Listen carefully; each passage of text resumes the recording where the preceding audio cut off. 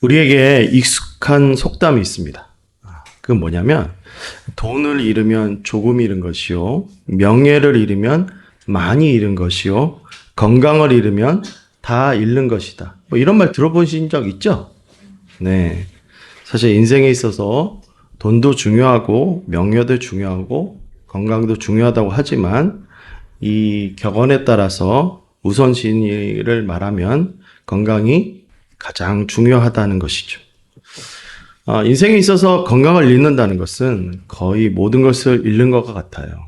그러니까 그래서 사람이 이 병에 걸린다는 건 단순히 불편한 게 아니라 모든 것을 잃는 듯한 이 절망을 느끼게 되는 것입니다. 그런데 문제는 이 병이 대부분 조용하고 예고 없이 찾아온다는 거예요. 그러니까 만약 오늘 우리에게 어떤 병이 갑자기 찾아온다면, 더구나 그 병이 심각하고 원인도 모를 병이라면 그때 우리는 그 병에 대해서 어떻게 대해야 할까? 제가 한 유튜브에서 한 배우의 고백을 본 적이 있는데, 이분이 제가 알기로는 굉장히 제가 잘 아는 사람인데 한동안 보이지 않아가지고 그가 왜 자취를 감췄는지에 대해서 이유를 이렇게 인터뷰하는 걸 봤는데, 어느 날 이분이 열이 너무 심하게 나서 응급실에 실려갔답니다. 그런데 열도 내리지 않고 계속 입원해 있는데 통증이 계속 되더니 이 며칠 만에 하반신 마비가 왔다는 거예요. 그래가지고 이게 뭐 한 달, 두 달, 네 달 계속 지속돼가지고 이 병명이 뭐냐, 알 수 없는 바이러스에 의한 하반신 마비였다. 그때 그 배우가 그때를 떠올리면서 뭐라고 얘기했냐, 말할 수 없는 고통과 절망 속에 있었다라고 그렇게 고백하는 것을 보게 되었습니다. 여러분, 우리는 인생 가운데 이렇게 병이 갑자기 찾아오게 된다면 우리도 이 사람과 같은 느낌을 받지 않겠습니까? 그렇죠? 네. 성도도 병이 찾아왔을 때 그 마음에 어떤 생각이 여러분 들겠습니까? 오늘 우리에게 병이 찾아왔을 때 우리가 붙들어야 될 말씀이 무엇일까? 성경에 이와 같은 말씀의 내용이 나옵니다. 오늘 보면 열병으로 앓고 있었던 그러한 사람이 등장하는데 누군가? 바로 베드로의 장모님이었습니다. 그러니까 베드로는 이 결혼한 상태에서 예수님을 따랐던 전형적인 인물입니다. 그래서 그의 가정이 예수님을 잘 모시고 많은 경우 식사를 대접하는 경우가 많았습니다. 그래서 마태복음 8장 14절에 보니까 이렇게 표현되어 있죠. 예수께서 베드로의 집에 들어가서 그의 장모가 열병으로 앓아누운 것을 보시고. 그러니까 마태복음 8장은 여태까지 우리가 지난주, 그지난주 이렇게 묵상해 봤을 때 두 명의 환자를 소개했죠. 누구였습니까? 한 명은 나병 환자였고 하나는 중풍병자였습니다. 둘 다 위중하고 위험한 병입니다. 목숨을 앗아갈 수 있는 중한 병이죠. 그러나 이게 나병부터 오늘 열병에까지 이렇게 순서를 따진다면 그 급성, 그러니까 가장 빠르게 목숨을 해칠 수 있는 병은 바로 열병이었습니다. 그러니까 오늘 초점은 뭐냐? 이 병이 굉장히 급하고 위험한 병이었다는 것이죠.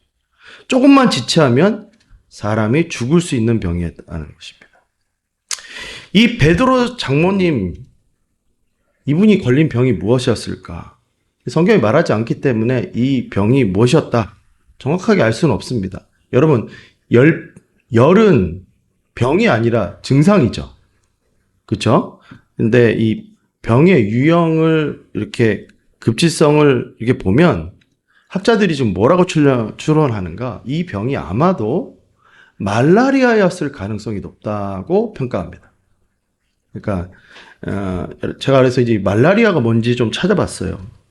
이 말라리아는 플라스모듐이라는 기생충이 모기에 기생충으로 들어가가지고 이 말라리아라는 균을 감염시킵니다. 그래서 이 균에 감염된 모기가 사람도 물면 말라리아가 감염이 되는 그런 케이스인 거죠. 그래서 보통 모기가 문 다음에 10에서 15일이 정도면 잠복기가 있고 그 뒤에 급성 열성 질환이 동반되어서 열과 오한, 두통이 나고 그러니까 감기 같은 증상이 막 반복이 됩니다. 근데 이게 문제냐, 대부분 이러한 증상이 나타날 때 사람들이 뭐라 착각하냐면 감기라고 착각하기 때문에 치료를 늦게 진행하면 어떤 결과가 펼쳐지냐, 24시간이 지나면 중증으로 인해서 의식 저하가 오고 호흡 부전이 오고 급전 심부정증, 그러니까 심장이 멎게 되거나 중증 빈혈이 와서 쇼크로 이어져서 사망하게 되는 경우가 많다는 것입니다. 그래서 여러분, 그 코로나 사망 숫자보다 이 말라리아 사망 숫자가 지금 남아프리카나 서남아시아는 더 많은 거 아시죠? 우리나라는 말라리아가 사라졌는데 이 중동아시아나 서남아시아는 굉장히 심합니다. 누가는요, 이 열방에 대해서 뭐라고 얘기하냐, 헬라어로 뭐라고 표현하냐, 중한 열병이었다는 것입니다. 중한 열병. 그러니까 누가는 의사였기 때문에 베드로 장모님의 병이 그냥 단순히 목숨을, 그냥 열병이 아니라 목숨을 위협할 정도로 심한 열병이었다고 고백하는 것입니다. 그러니까 마태복음 8장에서 나오는 이 세 명의 병자는 병상이 다 중상 이상이었습니다. 그런데 오늘 이 병은 정말 위험하고 급하고 생명의 위협을 받는 그러한 상황이었다는 것을 성경이 말씀하고 있습니다. 여러분, 이렇게 시각을 다투는 병이 나에게 찾아왔을 때 여러분 어떻게 됩니까? 사실 오늘날에도 여러분 병원에서 이런 급성염들은 시기를 놓치면 인생을 마감하는 경우가 많아요. 여러분, 우리나라도 요즘 보면 코로나 이후에 응급체계가 바뀌어가지고 급성 질환을 앓는 아이들이 119 차량으로 해가지고 돌아다니다가 이 받아주지 못해가지고 죽은 케이스가요, 제가 기사만 검색하니까 4건, 5건 되더라고요. 그러니까 급성염을 잘 못 다스리면 오늘날에도 어떻게 된다고요? 죽는다는 것입니다. 여러분, 오늘날 현대의학계에도 이러한 급성 열병은 초기 대응을 못하면 사망한다는 것을 깨달아야 돼요. 그러니까 지금 이 베드로의 장모의 병이 얼마나 위중했다는 것을 여러분들 꼭 기억하셔야 됩니다. 그럴 때 지금 누가 찾아왔다는 거예요? 예수님이 찾아오신 것입니다. 여러분, 마가복음에 의하면 예수님의 사역은요, 정말로 이 하루 안에 이어진 긴 사역이었어요. 예수님은요, 새벽부터 시작해가지고 저녁에 이르기까지, 새벽 기도로 시작해가지고 저녁 기도까지 쉴 새 없이 사람을 만나고, 쉴 새 없이 사역을 하고, 쉴 새 없이 치료하시고, 쉴 새 없이 돌아다니셨던 것을 보게 됩니다. 근데 왜 예수님이 지금 베드로의 집을 갔느냐? 여러분, 왜 갔던 것 같아요? 네. 베드로가 예수님의 식사를 종종 대접했기 때문입니다. 그런데 식사를 제공하는 이 준비하는 이인 장모님이 열병으로 쓰러졌을 때 정말 급하고 갑작스러운 총각을 다투는 문제였는데 너무나 가볍게 어떻게 됐다고요? 예수님은 그녀의 손을 만지심으로 뭐가 떠나갔다고요? 열병이 떠나간 겁니다. 할렐루야. 성경은 예수님이 누구신지를 이렇게 보여줍니다. 사람의 생명을 위협하는 급성 열병, 이 말라리아 같이 위험한 병도 단번에 고치시는 분. 그분이 곧 능력의 하나님 되심을 선포하는 것입니다. 그리고 그 치유는 육신뿐만 아니라 영혼까지 아우르는 치료라는 것을 믿으시기 바랍니다. 여러분, 마태복음은 해가 질 무렵에 곧 이어 나오는데 귀신 들린 이들과 병든 자들이 예수님께 계속 나왔다고. 어떤 이들이요? 귀신 들린 자, 병든 자들이 예수님께 수없이 많이 나왔습니다. 여러분, 주님은요, 말씀으로 귀신 들린 자를 쫓아내고 병든 자들을 다 고치시고 치료하셨습니다. 할렐루야. 누구든지 예수 그리스도께 나아간다면 그가 어떤 병을 가지든 예수님은 치료하십니다. 여러분, 우리가 여기서 놓치지 말아야 할 점이 있습니다. 그게 뭐냐?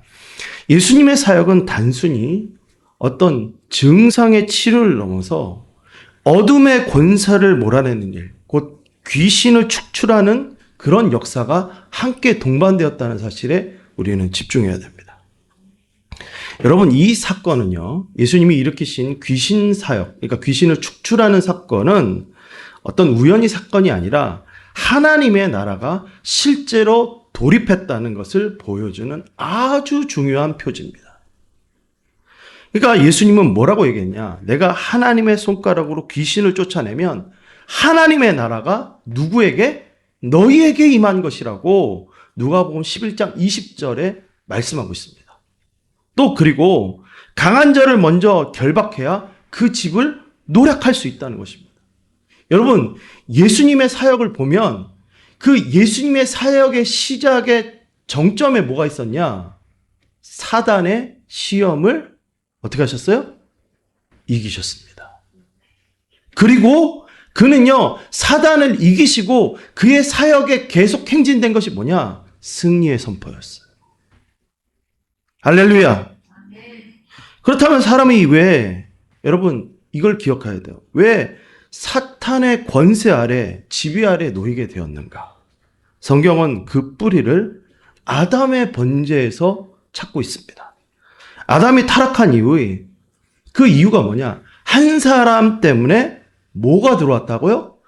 사망이 사람의 삶에 왕노릇하게 되었다는 것입니다. 여러분, 로마서 5장 17절에 보면 한 사람 때문에 뭐가요? 사망이 왕노릇하게 됐다는 거예요.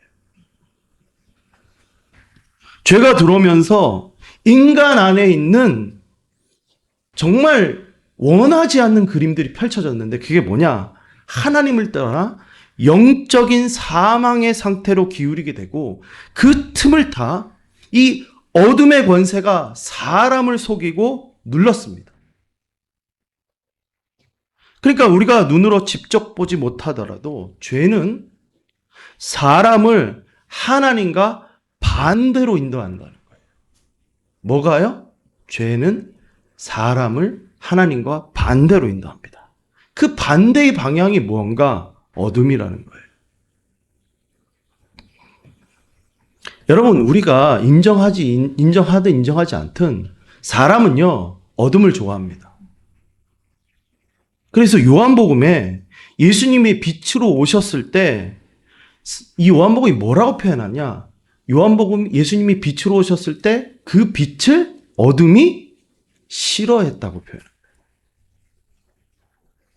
즉 하나님이 없는 인생은 빛을 떠나 어둠의 지배 아래 받는 것을 굉장히 익숙하게 여겨요.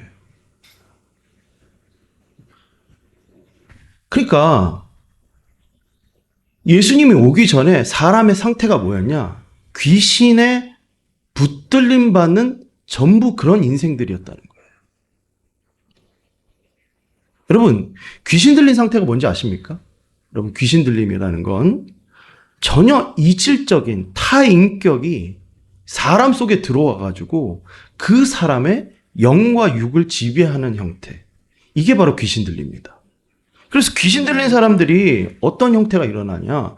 자기가 원하지 않는 말을 하고 이게 겉의 형태로 들어갔을 때 미친 사람처럼 막 날뛰고 그리고 힘은 얼마나 센지 장정 10명이 붙어도요 못 이깁니다. 그리고 뭐 또 하나는 뭐냐? 자살을 하려고 그래. 우리 지난번에 그 왔던 그 니넨드란가? 비렌드라 전도사가요. 그 귀신이 들려가지고 그 옥상에서 9층에서 뛰어내렸어요. 그래서 살았습니다. 그게 뭐냐? 귀신이라는 거는 사람을 뭘 하고 하는 거예요? 죽이려고 합니다. 그리고 귀신을 빙자하여서 뭐가 일어나냐? 여러분, 뭐 신내림 받았다 이런 표현하죠. 그게 뭔지 아십니까? 다 귀신이 장난치는 거예요. 그래서 점성술의 능력을 갖게 해가지고 사람을 막 이래저래 하는 겁니다. 여러분, 무당들이요 말로가 다 안 좋아요. 여러분, 이런 의미에서 예수님 시대에 이 귀신 들림에 대한 보도가 유난히 왜 많았냐? 이유는 분명합니다. 빛이 오셨기 때문에 이제까지 가려졌던 것이 다 드러나는 거예요.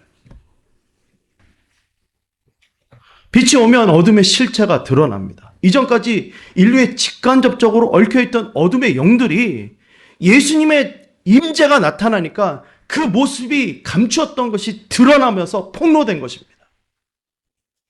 그리고 주님은 그 어둠을 향하여서 뭐라고 말씀하셨냐? 말씀으로 꾸짖어 다 내쫓았다는 것입니다. 할렐루야. 질병도 여러분 우리 기억하셔야 돼요. 질병도 원래 창조의 일부가 아니라 죄로 말미암는 깨짐 속에 들어온 현상입니다. 병은요, 특성이 있어요. 병이 들어오면 뭐가 무너져요?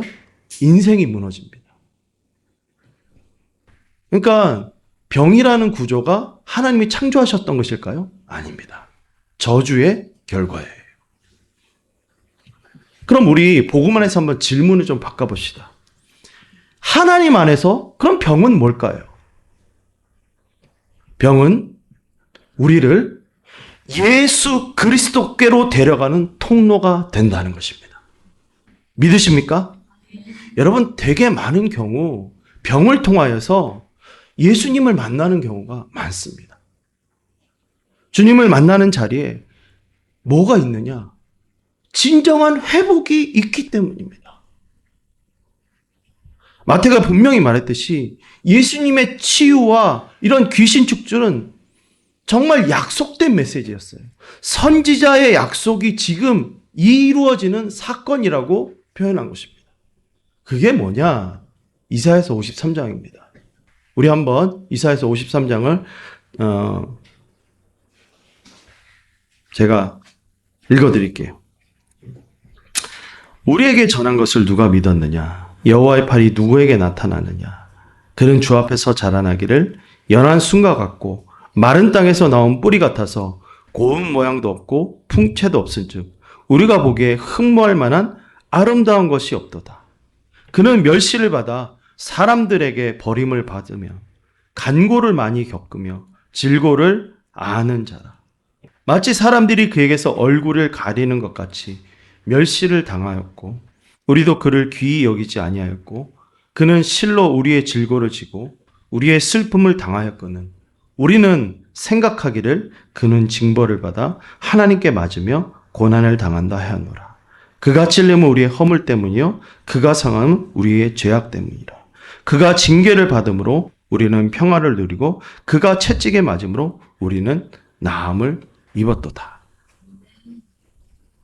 여러분, 인생의 질병과 고통, 이 어둠이 우리 가운데 인생에 찾아오는 이유는 하나님의 장난이 아닙니다.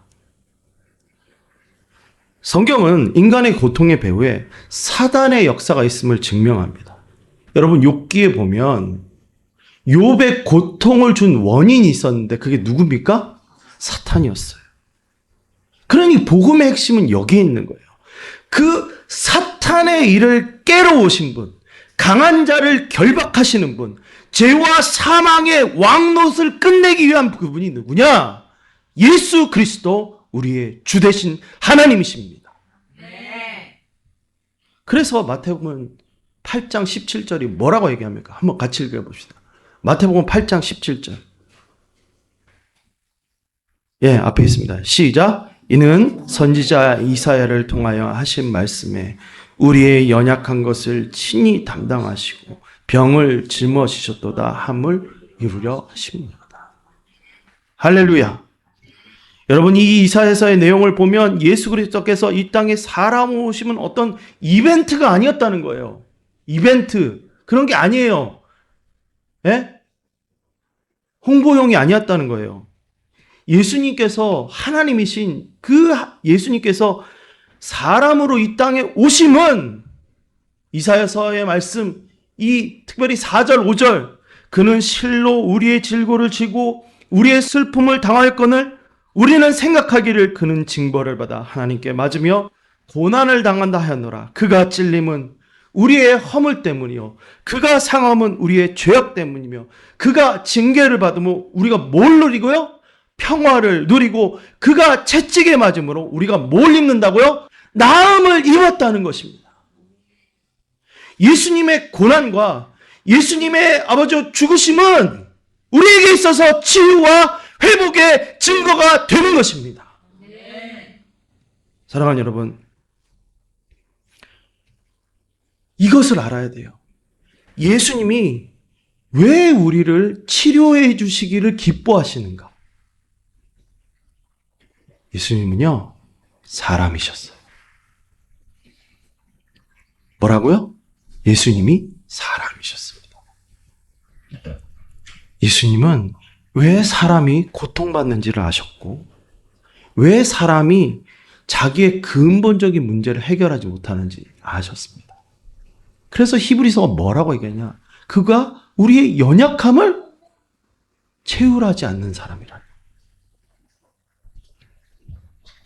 사람 안에 있는 죄와 저주와 병과 고통의 근원을 그가 아시기 때문에 친히 나를 대신해서 죽으시고 회복시켜 주심을 믿습니다.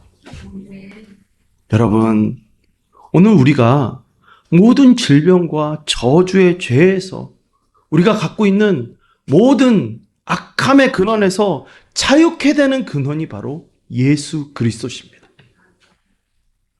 마태복음 8장은 이 땅에 오신 예수께서 몇백 년 전에 예언한 그 이사야서를 통한 예언이 오늘 예수 그리스도를 통해서 이루어졌다고 선포하는 것입니다. 그렇다면 그 예언의 선포가 오늘날 나에게도 여전히 유효함을 믿으시기 바랍니다. 우리 안에 있는 질병과 우리 안에 말 못하는 어려움들과 우리 안에 있는 말 못하는 죄악의 근원들이 예수 그리스도께서 치료하심을 믿으시기 바랍니다. 예수는 우리의 구원자 되십니다. 예수가 못 고치는 병이 없어요. 그러므로 신자는 어떠한 병 앞에서든지 이 예수님의 치유를 믿고 오늘 이렇게 간구해야 될 줄 믿으시기 바랍니다. 우리 야고보서 5장 14절 15절을 큰 목소리로 한번 읽어보겠습니다. 시작. 너희 중에 병든 자가 있느냐? 그는 교회의 장로들을 청할 것이요 그들은 주의 이름으로 기름을 받으며 그를 위하여 기도할지니라. 믿음의 기도는 병든 자를 구원하리니 주께서 그를 일으키시리라. 혹시 죄를 범하였을지라도 사심을 받으리라. 할렐루야. 오늘 이 말씀이 우리 가운데 임하게 되기를 선포합니다. 나는 우리 교회 모든 주님의 백성들이 나무에 달리신 예수 그리스도를 바라보기를 축원합니다. 여러분, 사람이 할 일이 무엇입니까? 여러분, 사람이 예수님을 믿는다는 게 도대체 무엇입니까? 예수를 바라보는 것입니다. 출애굽 때 같은 상황이 있었어요. 그 같은 상황이 뭐냐? 하나님의 말씀에 불순종함을 위해서 사람들이 심판을 받아서 하나님께서 불평하는 그들에게 불뱀을 풀어놓으신 거예요. 그래서 불뱀에 물려가지고, 여러분, 불뱀이 이 사막에 있는 뱀들은 독이요 일반 뱀들보다 이 10배는 강한 거 아시죠? 이 불뱀에 물리니까 어떻게 됩니까? 다 죽게 된 겁니다. 그래서 모세가요 이들에 대해서 중보를 합니다.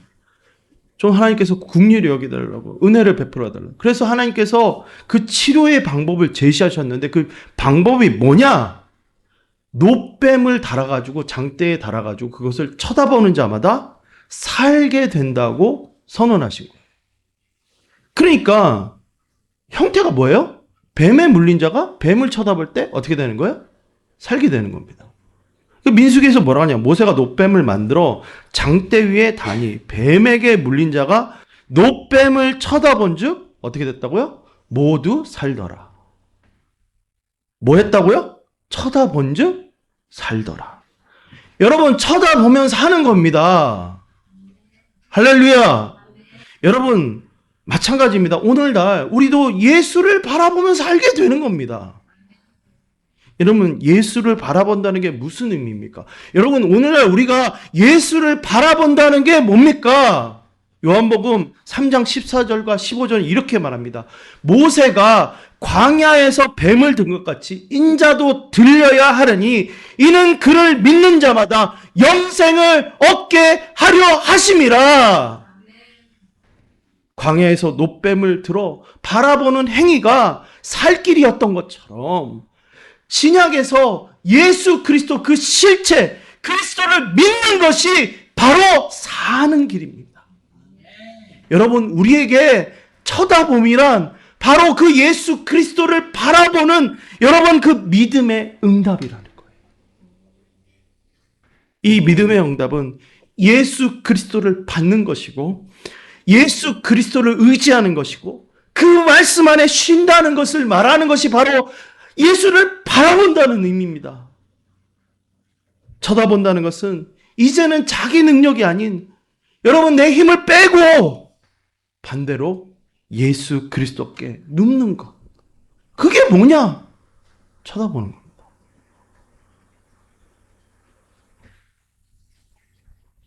믿음은 그리스도를 아는 것이며 그 그리스도를 옳다고 받아들이는 거고 예수께서 자신의 삶을 능히 치료하고도 회복시키고도 앞으로 이끌 것이라고 믿고 신뢰하는 것입니다.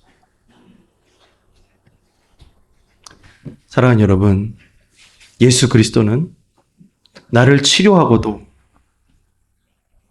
나를 회복하고도 나를 이끌고도 남을 전능의 하나님, 그가 나를 진짜 잘 아시는 구세주임을 받아들이시길 바랍니다.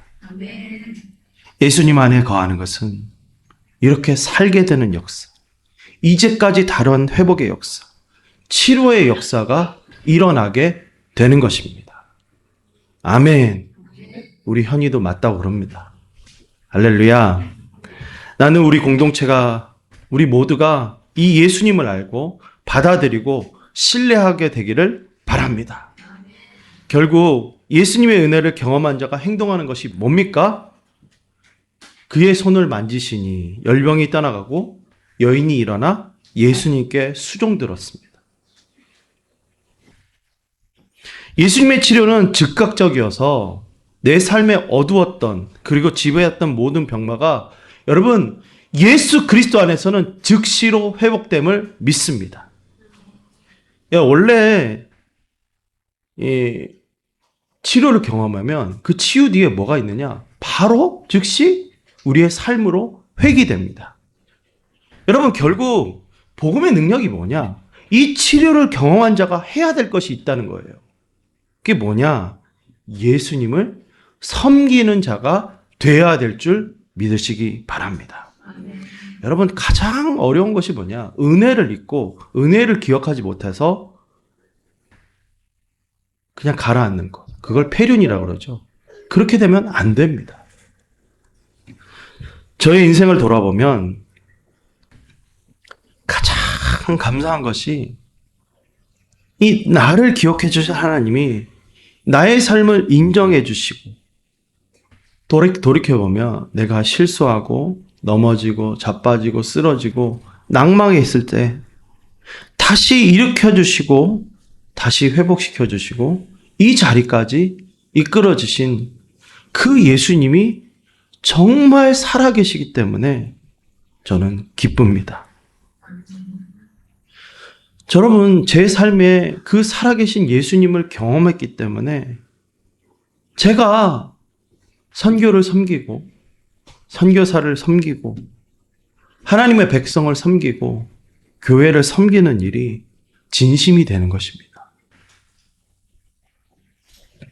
이 교회도 마찬가지입니다. 저는 하나님의 은혜가 너무나 컸기에 나의 인생이 송두리째 날아갈 수 있었지만 하나님이 나의 인생을 바닥부터 지금까지 다 세워주셨고 채워주셨기 때문에 분명히 우리 공동체도 그렇게 개인과 공동체 가운데 채워주심을 선언하는 것입니다.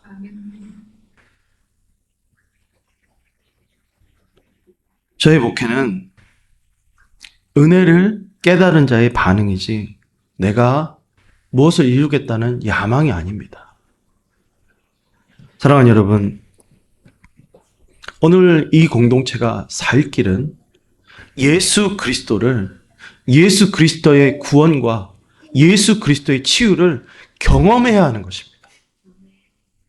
그 치유와 경험은 결국 우리를 참된 헌신과 참된 믿음으로 이끌 것입니다. 사랑하는 성도 여러분, 예수님의 손길은 사람의 손길과 다릅니다.